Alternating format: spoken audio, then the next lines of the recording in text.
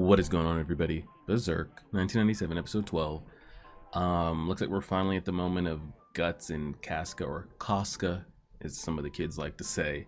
They're finally gonna get their moment here, you know? Off alone, presumed dead or lost, or, you know, whatever. Griffith has got to play the game of, like, I can't go after them because he's got to put on a show for we all know. What's going on here? I think, well, I mean, we've talked about the major plot points. I think that we're just waiting to see Skull Knight and just get to that eclipse stuff, really. Griffith's fall and all that type of stuff. I know some of you answered it. Wanted to ask again. Why did they stop at the eclipse? I guess, like, with it fully going and ending. Why did it never continue past that point? Was the manga not finished past that point in 1997? Well, no, clearly not. The manga's not finished now, but, like, where were we in correlation between, like, okay, this is where the manga is and this is where the 1997 anime is? Was it not successful at the time that they didn't feel like continuing it? But then they, like, rebooted it, but then, like, one or two more official studios have gotten their hands on it to, like, restart it again. So what happened with the 1997 that once they got to, like, 24 whatever episodes it was, that they just, like, never came back around with it? Because it's clearly popular enough. We'll see. See what we got. You must choose which path to take now that you know what it means to We've got our purple. I don't even know if this is showing up purple. It looks brown on the screen. But we've got the lavender with the purple background for Griffith here. Is this even showing up at all? Maybe. She's awake. She's alive. Why is he just sitting there like a troll in front of a cave?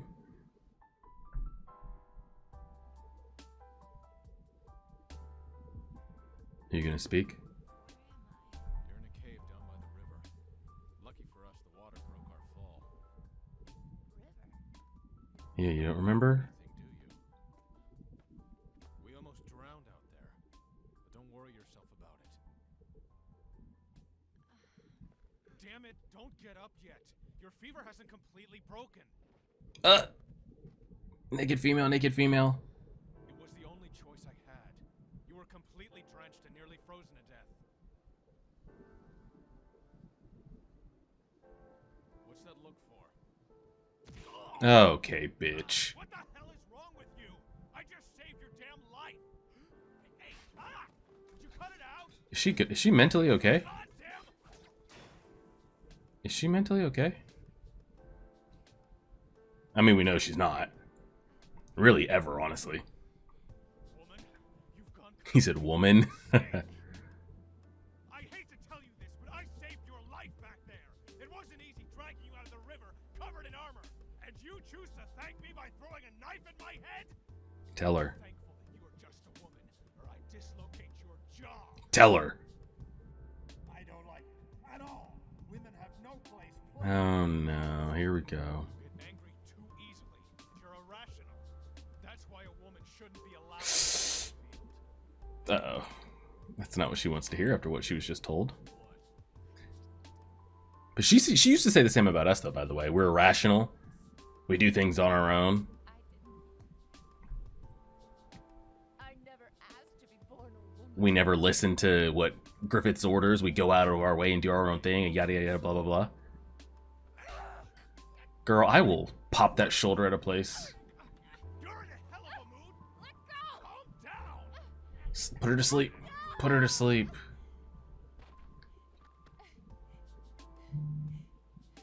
Well, what can you do?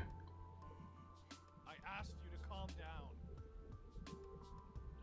Well, Here. now this what? one. I've been wearing it. Don't worry, it's already dry. Come on. You're still crying. She's always so difficult. Look at me. Oh my god. I never asked for your help before, and I sure as hell don't want it now. Was she this difficult in the manga? I don't remember her being this difficult. Holy shit. Man. Good lord. Maybe it's the voice added to it all. We were such a unit in our youth. I mean, he's a unit now, but more like just a crazed unit.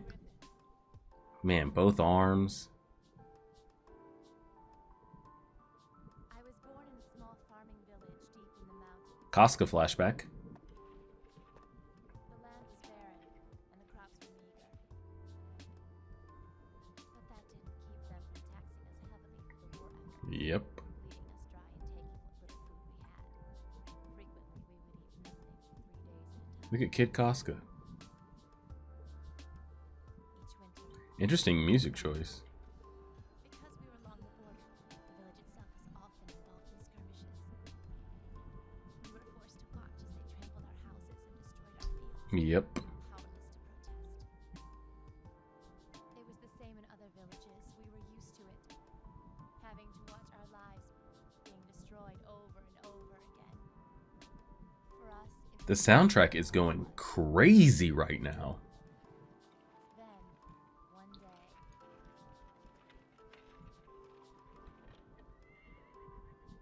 He, a woman passed through our village.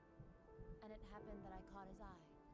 yeah, The nobleman offered to 'cause he's take me a as servant at first.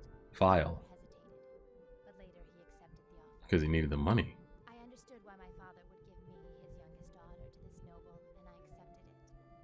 A young girl was of little use to the family, and food would go further with less mouths. True. She can't carry as much physical weight as everybody else, and it's one less mouth to feed. You know what he wanted her for. Yep, here we go. Oh god. She reminds me of Elaine there with the hair length and everything. Oh god. Looking back, I should have expected it. It seems so obvious to me now. It was absurd to think a nobleman would take the trouble to save a girl from a poor family out of pure kindness. Just a daydream of a naive mind. Oh god, I have a filter up, but hopefully that's enough. This is awkward. There's no choice. This is just the way things How long are they gonna leave this on screen? I'm sorry, YouTube. Please don't. Please help me deal with reality. If they're showing that, I can already tell I'm going to have to really get the watermark ready for the eclipse and the Charlotte scene and everything. Oh god, and here goes the soundtrack. They had the best moments dropping this thing. Savior, an angel to defend me. And for a moment, that's what I honestly believed. But what the angel offered me was not the salvation I expected. If you have something to protect, then take up the sword.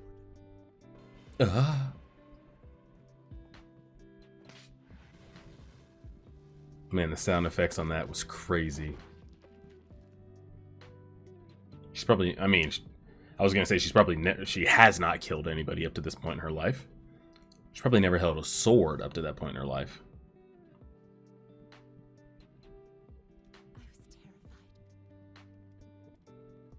I don't know if he fell on the sword or if I stabbed him. Either way, Girl's got the shakes. I had killed a man. And then we asked this question the last couple episodes. Is in her eyes, is he seen like the savior? Looked at me knowingly and smiled. Is that her god? Or is that her It was then that infatuated I depth lover? lesson that I'd been given. Wish to be lover? Cleared everything out.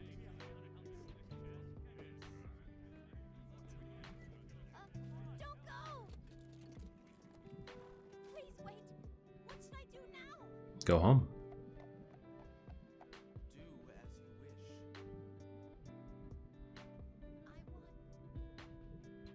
Please, I want to go with you. No way. What do you take us for? We're not abandoned. Oh, Corcus. And supplies so that we can raise an army. We can't be dragging women and kids along for the ride. You won't have to. If you teach me how to use a sword, then I'll fight. I beg you. I hate Corcus so much. Serious. Even if it means your death. I like the filter that they've given this flashback too. As I said before, you're free to do as you wish.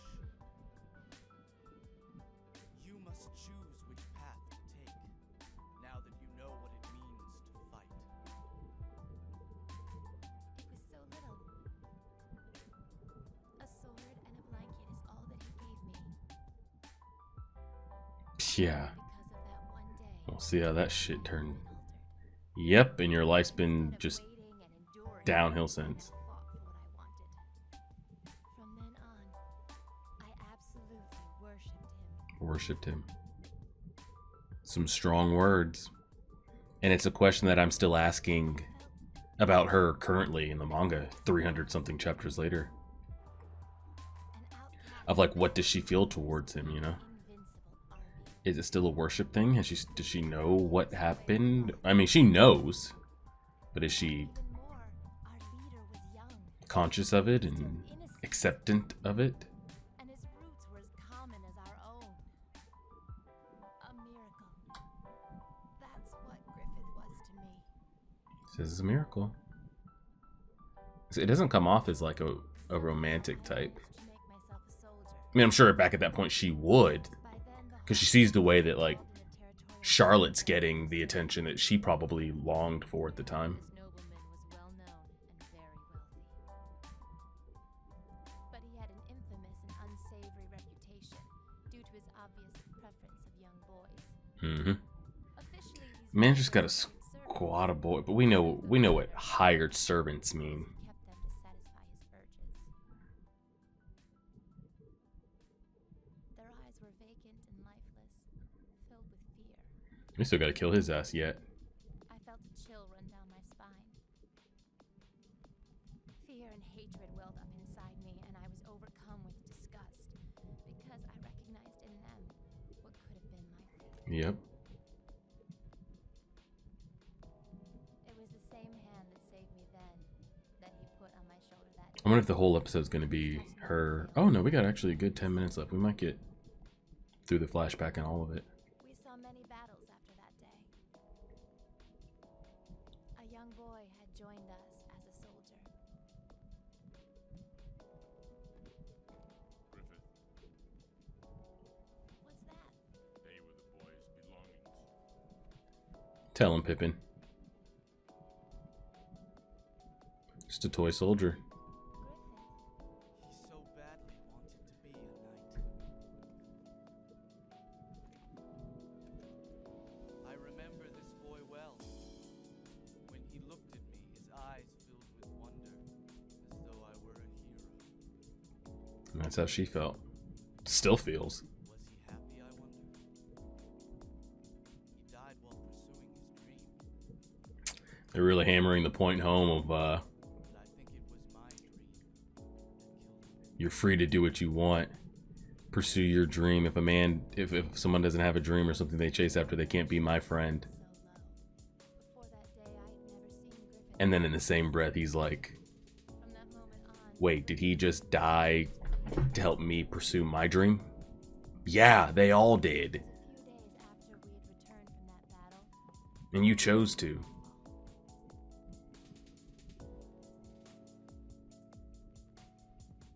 Griffith! Shh. They've yet to show that man's eyes in this episode. No, you cannot be serious.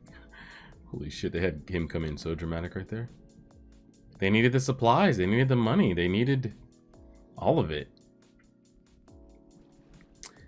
I remember this differently. I didn't know that Guts found out this information through Casca. I always, from my memory, because you remember the scene, like he's trying to wash himself, can't get himself clean. I Why don't you join me? thought it was a conversation between Guts and Griffith. I'm not. You think I'm disgusting? I don't. Why? Why were you there last night?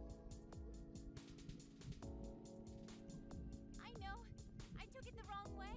It was something else. It was a meeting for the War Council, wasn't it? No, you had it right. He in fact was getting his back blown out. You were correct. Why would you do that with him? For the money. The band needs it. Maintaining an army is quite costly. Soldiers, horses, provisions, and equipment. None of these are free. The hawks will grow even larger, and so will Doing what he had to do for his dream, he says. Just chalk everything off as a business write-off, like for the dream, for the dream. Like everything can be forgiven. As interested in me as I am in his substantial fortune. So we have come to an agreement. Even so, you can't. Why can't things just stay as they are? I know we could earn the money you need. We just have to keep winning. That would take a tremendous amount of time, and the more What are you in a rush for? fight, the more people we lose. He doesn't want to see more kids die. You're thinking about that boy, aren't you, Griffith? I'm not. I came to this conclusion rationally. Which is the lesser risk for me? Losing hundreds of my men in tens of battles? Or receiving what I need from some rich old man? Listen, Casca. I feel no responsibility to those comrades who've lost their lives in my service. Hmm. Because they chose to fight those battles. He's trying to rationalize it. Just as He's trying to mentally rationalize it. I have chosen this. He's losing it. There is nothing I can do for them. For the dead. See out the dream that they died for. And keep winning until I attain my Ay, dream. ay, ay, Dream ay. they clung to and risked their lives for. Griffith, stop it! I can't just step over the bones of the dead in order to realize it. My This hits harder. dream is already smeared with blood. And what a perfect timing this is, by the way. I don't feel guilty, but I'd rather sacrifice myself than watch any more innocent children die in the name of my dream. It's interesting, and that hits a little bit harder because Stop it! Please, we just read the Forbidden Chapter, or the Lost Chapter, or whatever, a couple weeks ago. Okay, they did not have to drop that soundtrack. Of him talking to what god, or whatever that we're calling that entity. Trying to rationalize, like, wait, covered himself. they all died? They all sacrificed myself for me? Trying to, like, rationalize, but, like, it's for the dream, right? Like, so it's okay. The fact that we just had those parallels back and forth is interesting. Griffith has a dream that he refuses to abandon, while most people have forgotten about their own dreams long ago. It is grand and it is pure, but it is a heavy weight for one. And now this whole scene, and then, of course, the Lost Chapter and everything, makes me want to get the ending of this so badly. Must inevitably endure terrible things. Because, like, Destiny... He wasn't born strong, but because of Destiny created what Griffith was, is, and has now become. And I'm curious if Destiny will also create his downfall. And then if that is true, Destiny created him, what he was, what he is, what he's going to be. And Destiny also decides to end him at the same time. The question at the end of all that is why? What is the reasoning, Mr. Anderson? Why? Why? But then you arrived. Who knows? Look at the young man. You even remember what he said that day on the hilltop when Griffith asked you to join us? I want you to join us, Guts. The way he spoke. Yeah. He had never given such high praises to anyone. Nope. He always said, you know, do what you want. I was overcome with envy that day. He barely knew Here, he wanted Guts to join. Everyone else, he's like, you're free. Do what you want. I tried to convince myself But that Griffith wanted you solely for the strength you would add to the Hawks. But I see the way Griffith treats you differently. He becomes unnerved if you're in danger and acts impulsively as if he loves him. Griffith puts his faith in you, but you can't appreciate the implications that has. Yes, because he's not a savior to me. That's what, like, the reason this is different is because they look at Griffith differently. Because of your recklessness and your selfishness, Griffith was nearly killed. I don't care if you drop dead in the field somewhere, but if you compromise Griffith's dream, if you ruin that, I will never forgive you. Do you hear me?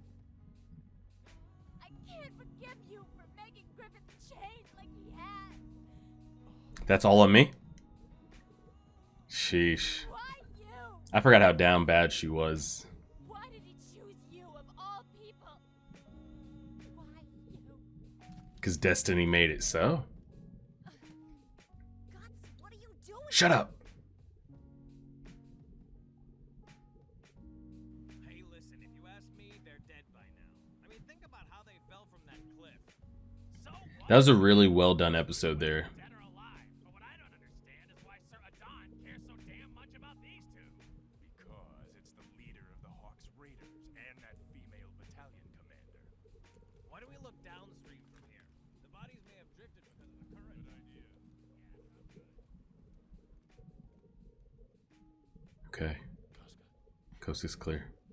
here, take this medicine. It'll lower your fever. We have no time to rest. We'll leave at nightfall. She had to just get that venting session up out of her system. And I get it. I get it. I mean, we had some very good scenes. Either him just going crazy, or them two hugging each other,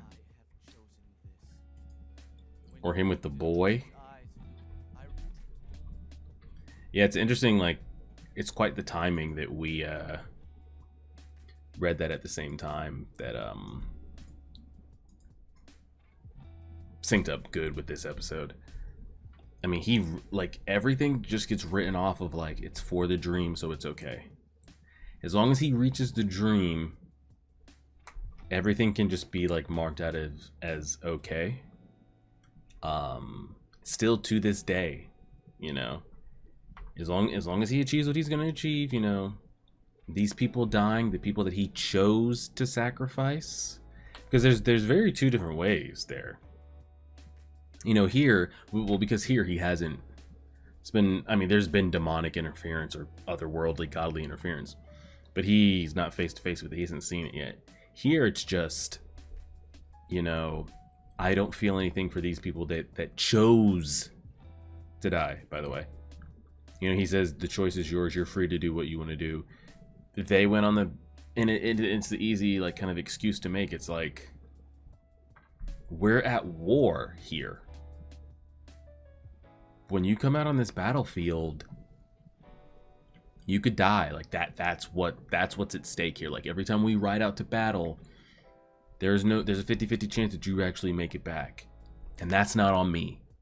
You know, like, that's what it sounds like he's chalking it up to at, like, this point in the story.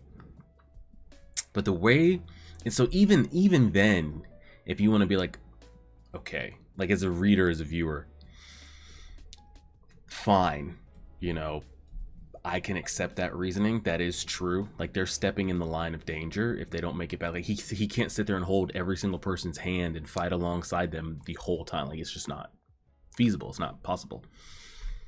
But then where you lose me, but again, is that even his decision?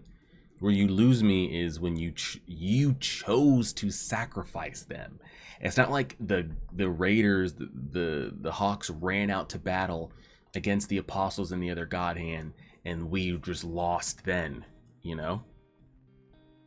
Now, you could say Griffith didn't have a choice. It was always destined to be, these people were destined to be sacrificed. Yes, correct, XYZ, blah, blah, blah, blah, blah.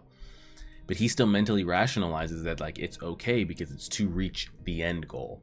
As long as he gets to that finish line, whatever's lost along the way is okay, as long as he gets to the finish line. So, and we're still dealing with that now, of, like, you know, reading that Lost chapter, knowing that he was you know, he's like, whatever that entity was talking about, you know, I had to do the genetic modifications of, you know, putting blank so-and-so together to make sure that you were born, that you would be here at this time for this to happen, yada, yada, yada, blah, blah, blah. Like, you were chosen for this, you were destined for this. So I guess I'm curious, like, if, you know, he who remains, whoever's pulling the strings, whatever the humans created with their own thoughts and praises or fears, I feel like he still controls the God Hand.